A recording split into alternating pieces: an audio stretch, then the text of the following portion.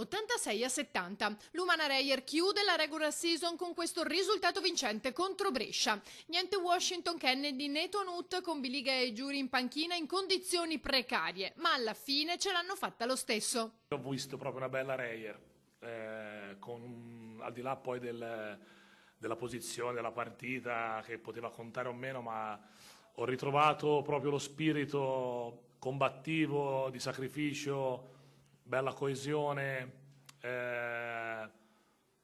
tanta positività, e questa è una notizia importante per noi perché con tutti gli infortuni che avevamo, all'ultimo si è aggiunto quello di Stefano mezz'ora prima dell'inizio della partita, con tanti fuori ruolo, ma è la cosa che più mi fa contento è proprio questa disponibilità e credo che prima dell'inizio dei playoff non potevamo far meglio. Gli Orogranata ora dovranno vedersela con Trento, arrivata sesta. Per De Raffaele il bilancio finora è senz'altro positivo. Terzo anno che finiamo nelle prime tre, chiudiamo con 20 vittorie, un girone da 10-15 dopo tutti i problemi che abbiamo avuto, quindi devo dire un'inerzia positiva.